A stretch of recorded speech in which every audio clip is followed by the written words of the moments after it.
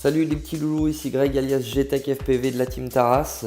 Aujourd'hui, petite vidéo juste pour le déballage d'un petit colis qui est arrivé que j'attendais pour le club dont j'essaye de m'occuper en ce moment. Donc on va faire un petit tour rapidos.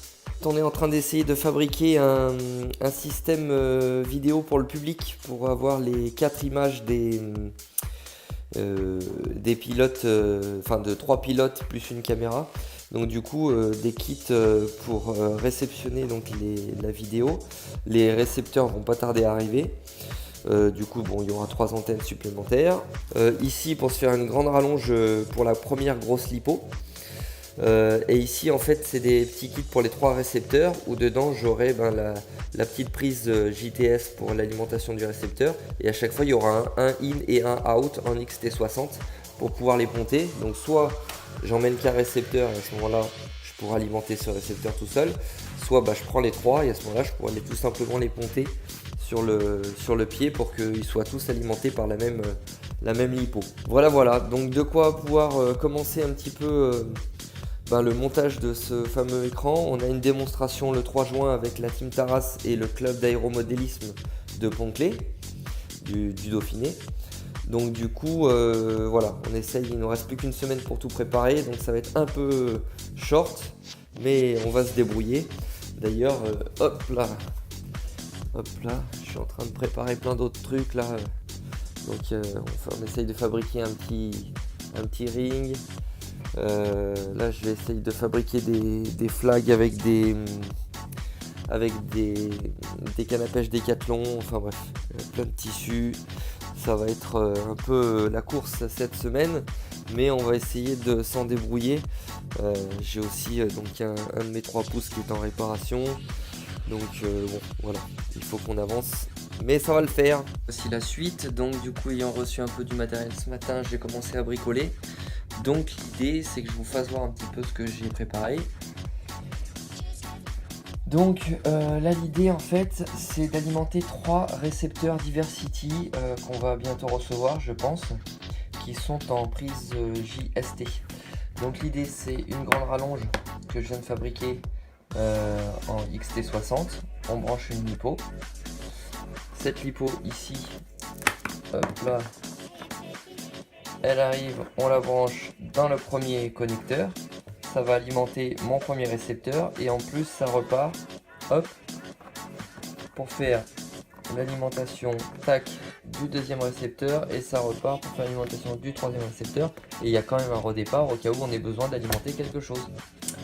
Voilà, donc j'ai fait tout ça bien avec petite gaine thermo, le petit câble qui sort, petite gaine tressée pour le truc long et le redépart.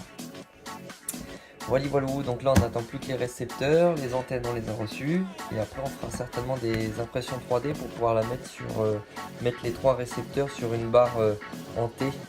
On mettra 1, 2, 3 et les 3 récepteurs, et on fera un système de câbles vidéo tous regroupés dans une seule gaine tressée pour arriver au module de réception, enfin celui qui va splitter les images pour l'écran. J'ai un récepteur Diversity avec une sortie vidéo alimenté donc par une lipo, un deuxième récepteur Diversity pareil. Donc j'ai fait ce que je vous ai montré sur les vidéos précédentes, mes petits ponts électriques pour alimenter tous les récepteurs avec une seule lipo. Ensuite j'ai le fameux Camoon, le fameux truc de vidéosurveillance avec j'ai branché une caméra de vidéosurveillance. Et ensuite je me suis branché un petit écran, et donc on voit bien, j'ai bien donc la vidéo du premier drone, la vidéo du deuxième drone et la vidéo de la caméra avec laquelle je fonctionne. Pour l'instant ça fonctionne. Par contre on voit bien que dès qu'il y a des petits glitches ou des pertes vidéo, l'image elle se barre. Et j'ai remarqué que la qualité du récepteur vidéo faisait beaucoup. C'est-à-dire avec les mêmes antennes, par exemple celui-ci vaut une 50aine d'euros de récepteur, on me l'a prêté. Il y a un vrai Diversity un peu plus efficace que dans le truc à 25 euros de chez Banggood qu'on a acheté nous. Voilà. Le seul problème c'est que celui-ci j'ai pas la race band, donc je me suis mis sur la race band 7 parce que il y a une autre bande qui a exactement la même fréquence. donc ça c'est cool.